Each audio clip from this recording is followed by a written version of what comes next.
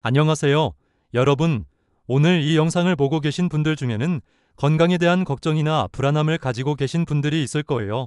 아니면 더 행복하고 평안한 삶을 살고 싶어서 찾아오시는 분들도 계실 테고요. 저도 몇 년 전까지만 해도 그랬거든요. 매일 스트레스에 시달리고 건강에 대한 걱정으로 밤잠을 설치곤 했었어요.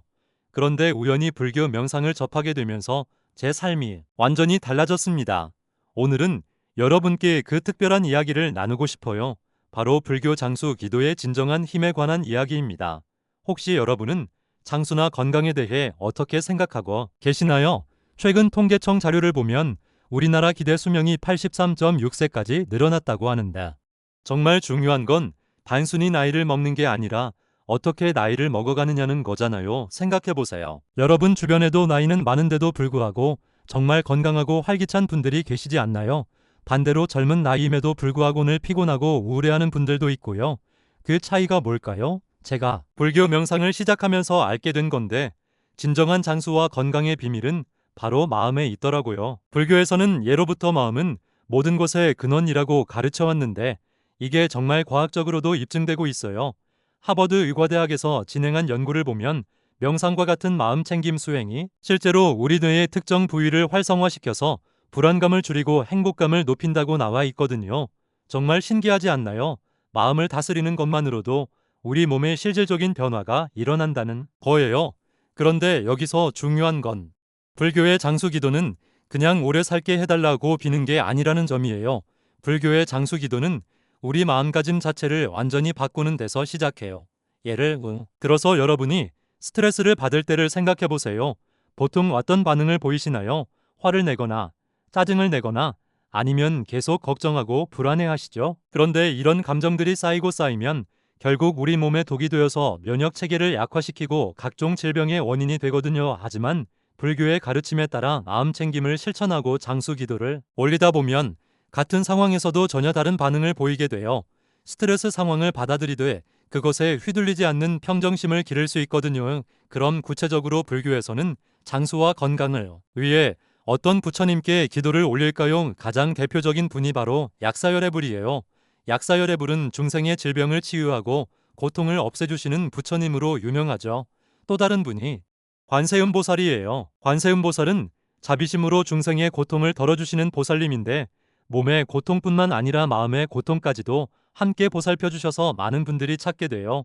그런데 여기서 정말 중요한 건 이런 부처님이나 보살님께 의지하는 마음 자체가 우리 내면의 평온을 가져다 준다는 거예요. 뭔가 든든한 존재가 나를 지켜주고 있다는 믿음만으로도 우리 마음이 한결 가벼워지고 평안해지거든요. 이제 불교 장수 기도에 담긴 좀 더 깊은 가르침들을 살펴볼까요? 첫 번째는 보왕삼매론이라는 경전에 나오는 가르침인데, 몸을 편안히 하려 하지 마라라는 거거든요. 처음 들었을 때는 무슨 말인지 이해가 안 갔어요. 당연히 몸이 편안해야 좋은 거 아닌가? 그런데 이 가르침을 깊이 들여다보면 정말 놀라운 지혜가 숨어 있어요. 불교에서는 질병이나 몸의 불편함을 단순한 고통이 아니라 수행의 기회로 봐요. 몸이 아플 때야말로 우리가 삶의 유한함을 깨닫고 평소에는 느끼지 못했던 소중함들을 발견하게 된다는 거예요. 또한 우리가 끊임없이 더 편안해지려고 더 많은 것을 소유하려고 하는 욕심 자체가 스트레스와 병의 원인이 된다고 해요. 그래서 불교에서는 이런 욕심을 내려놓는 연습을 통해 진정한 평화와 건강을 찾을 수 있다고 가르치는 거죠. 두 번째로 말씀드리고 싶은 건 생명 연장을 위한 긍정적 마음가짐이에요. 불교요? 기도는 단순히 목숨이 길어지길 바라는 게 아니라 지금 이 순간에 감사하고 모든 것을 긍정적으로 받아들이는 마음을 기르는 행위거든요. 최근 구글 트렌드를 보면 마음 챙김 명상이라는 검색어가 계속 상위권을 차지하고 있어요. 이게 뭘 의미하냐면 그만큼 많은 사람들이 스트레스를 줄이고 긍정적인 마음을 가지려고 노력하고 있다는 거죠. 제가 명상을 시작하고 나서 가장 크게 바뀐 게 뭐냐면 같은 상황을 바라보는 시각이 완전히 달라졌다는 거예요. 예전에는 조금만 일이 안 풀려도 왜 나한테만 이런 일이 생기지 라고 생각했는데, 지금은 이것도 나에게 필요한 경험이구나라고 받아들이게 됐어요. 그리고 세 번째는 자비와 나눔을 통한 진정한 건강 찾기예요. 불교에서는 남을 위하는 마음, 즉 자비심이 곧 자기 자신을 위한 최선의 기도라고 가르쳐요. 처음에는 이해가 안 갔어요. 내 건강을 위해서 기도하는데 왜 남을 생각해야 하지? 그런데 실제로 해보니까 정말 신기한 일이 일어나더라고요. 다른 사람의 행복을 진심으로 빌어주고 어려운 사람들을 도우려고 노력하다 보니까 제 마음이 한결 가벼워지고 평안해지는 거예요. 과학적으로도 이게 입증되고 있어요. 봉사활동을 하거나 남을 도우는 일을 하는 사람들이 그렇지 않은 사람들보다 더 행복하고 건강하다는 연구 결과들이 계속 나오고 있거든요. 이제 실제 사례를 하나 들려드릴게요. 제가 아는 지인 중에 50대 초반의 남성분이 계세요. 이분이 몇 년 전에 갑자기 큰 병을 얻게 되었어요. 의사도 깜짝 놀랄 정도로 심각한 상태였다고 해요. 그런데 이분이 현대의학 치료를 받으면서 동시에 저를 찾아서 불교 장수 기도를 시작하셨어요. 처음에는 당연히 그냥 병이 나았으면 하는 마음뿐이었대요. 하지만 매일 정성을 다해 약사열에 붉게 절을 올리고 경전을 읽고 명상을 하면서 점점 마음가짐이 달라지기 시작했다고 해요. 가장 큰 변화는 자신의 삶을 돌아보게 되었다는 거예요. 그동안 얼마나 많은 것에 불만족하고 불평했는지, 얼마나 욕심에 사로잡혀서 스트레스를 받으며 살았는지 깨닫게 된 거죠.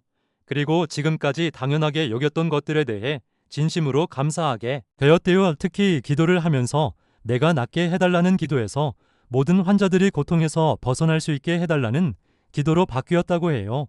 자신만을 위한 기도에서 모든 사람들을 위한 기도로 확장된 거죠. 그리고 정말 놀라운 일이 일어났어요. 1년 후에 이분이 기적적으로 건강을 되찾으신 거예요. 의사들도 믿을 수 없어 했다고 해요. 더 놀라운 건 그 이후의 변화예요. 지금 이분은 불교 명상 지도사 자격증을 따기 위해 공부하고 계시거든요. 정말 한 사람의 삶이 완전히 바뀐 거죠. 그럼 구체적으로 어떻게 시작하면 좋을까요? 너무 거창하게 생각하지 마시고 정말 작은 것부터 시작해 보세요. 먼저 하루에 5분만이라도 조용한 시간을 만들어 보세요. 스마트폰도 꺼두고 조용한 공간에서 그냥 편안하게 앉아서 호흡에 집중해 보는 거예요. 들숨과 날숨을 의식하면서 마음을 차분하게 만들어 보세요. 그 다음에는 감사 일기를 써보세요. 매일 잠들기 전에 그날 감사했던 일 3가지를 적어보는 거예요. 정말 사소한 것도 괜찮아요. 오늘 비가 와서 시원했다. 맛있는 커피를 마셨다. 친구에게서 안부 문자를 받았다. 이런 것들도 충분해요. 또한 일주일에 한 번은 다른 사람을 위해 뭔가 좋은 일을 해보세요. 길에서 휠체어를 탄 분을 도와드리거나 지하철에서 임산부에게 자리를 양보하거나 아니면 온라인에서라도 누군가에게 격려의 댓글을 달아주는 거죠.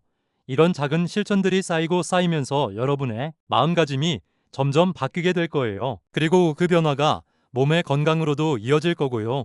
저도 처음에는 정말 회의적이었어요. 이런 게 정말 효과가 있을까라는 생각이 들었거든요. 하지만 몇 달 꾸준히 해보니까 확실히 달라진 게 느껴졌어요. 스트레스가 줄어들고 잠을 더 잘 자게 되고 사람들과의 관계도 좋아지고 무엇보다 자신에 대한 만족감이 높아졌어요. 그리고 건강검진을 받아보니까 실제로 수치들도 많이 좋아졌더라고요. 혈압도 정상 범위로 들어왔고 콜레스테롤 수치도 개선되었고 스트레스 지수도 많이 낮아졌어요.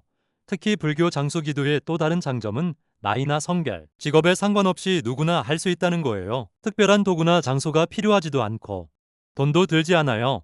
그냥 마음만 있으면 언제 어디서든 할 수 있거든요. 하지만 여기서 중요한 건 꾸준함이에요.